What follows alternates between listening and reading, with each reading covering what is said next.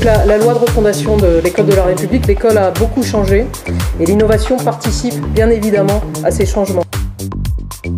Dans cette académie, j'ai été frappée en arrivant de voir le nombre de projets d'expérimentation, d'innovation qui se sont déroulés les dernières années et le dynamisme en matière d'innovation.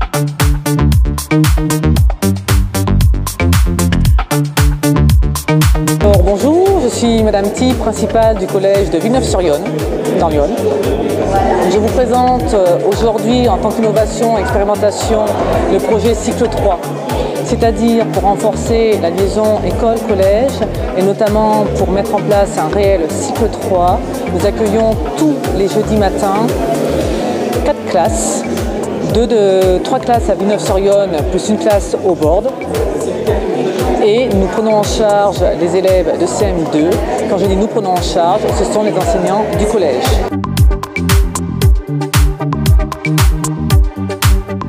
Donc je représente le collège Henri Vallon de Varennes-Vauzelles dans la Nièvre et nous avons travaillé depuis maintenant 2 ans sur les classes sans notes. Donc, ce sont des classes qui ont des compétences mais elles ne sont pas évaluées avec des notes sur 0 à 20. L'intérêt du travail, c'est que ça a permis de diffuser finalement le travail des compétences pour tous les élèves de l'établissement. Bonjour, je suis Dominique Amrecht, principale adjointe du collège Bienvenue Martin. J'ai mis en place au collège Bienvenue Martin le conseil de vie collégienne depuis l'année dernière et je travaille avec une association qui s'appelle Une école pour Cycto. C'est une ancienne proviseure qui parraine cette association, qui est présidente de l'association et qui promeut l'école au Vietnam, l'école gratuite et accessible à tous les enfants plutôt que d'aller travailler dans les rizières avec les parents et qui a permis la construction d'écoles et la valorisation des études. Et les enfants mènent des tas de projets pour pouvoir aider l'association à financer cette école, ces écoles, parce qu'elle essaime un petit peu partout au Vietnam.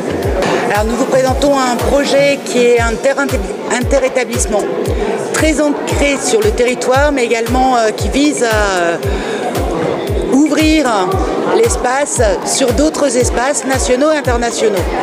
Donc on a centré notre travail interdisciplinaire sur la thématique du spectacle vivant et les TIS. Alors, à la faveur d'un travail de liaison CM2 6e, nous avons créé un premier festival qui a vu le jour en 2013 et qui se poursuit. On va entamer cette année la 4e édition qui permet de mettre en valeur le travail des élèves, aussi bien dans le domaine culturel que celui artistique. Nous avons fait un épi, lettres, anglais et technique du cinéma avec des élèves de 5e. Nous sommes partis sur une parodie des Chevaliers de la Table Ronde grâce à un film, The Holy Grail des Monty Python, un film des années 70. Il s'agit d'un projet concernant le lycée Hilaire de Chardonnay à Chalon-sur-Saône, qui en fait est une option, un enseignement d'exploration qui a été ouvert il y a 4 ans dans cet établissement et concerne un cours de sciences économiques sociales, éducation à la citoyenneté et à la solidarité internationale. L'idée, c'est de permettre, à travers le programme de sciences économiques sociales, de permettre aux jeunes de découvrir les dimensions citoyennes du programme, de se former et de s'informer, de se former sur les thématiques liées à la citoyenneté, au développement durable et humain. Et c'est un enseignement qui donne aussi l'occasion aux jeunes de s'engager en tant que citoyens. Alors nous, on a proposé un EPI langue et culture de l'Antiquité en classe de 5e, dans lequel on a proposé la réalisation de manuscrits mais à la mode médiévale, c'est-à-dire avec des calames, tout en abordant toute la civilisation médiévale, notamment la place de la religion chrétienne dans la société. Oui, donc c'était aussi pour promouvoir le latin en classe de 5e, notamment pour inciter les élèves à choisir le latin plus tard, après en 4e et en 3e. Alors, je vais présenter le projet innovant du collège Jean Moulin de Montceau-les-Mines, qui est un collège de l'éducation prioritaire, ça c'est important. Le côté innovant est lié plus à la démarche qu'aux actions, puisque c'est une mobilisation de tous autour d'un seul thème, la persévérance scolaire. Donc le dispositif Prépavenir est en place au collège Les Courlis de Nevers depuis 2012. C'est un dispositif de prévention du décrochage scolaire qui s'adresse aux élèves de 4e et de 3e. Les élèves sont volontaires, ils suivent un enseignement intégré des sciences, c'est-à-dire que pour les cours de sciences physiques, SVT et techno, ils sont avec un seul professeur.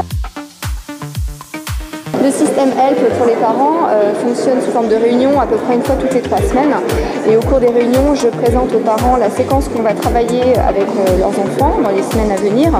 Je leur propose des astuces, plein de petites choses, plein de petits outils qui vont leur permettre d'aider les enfants à la maison. Je leur présente également tout ce qui est grammaire, vocabulaire, notions culturelles, toutes les compétences qu'on va travailler lors de la séquence à venir. Et je leur explique en fait ce qu'on attend d'eux, ce qu'on attend des élèves.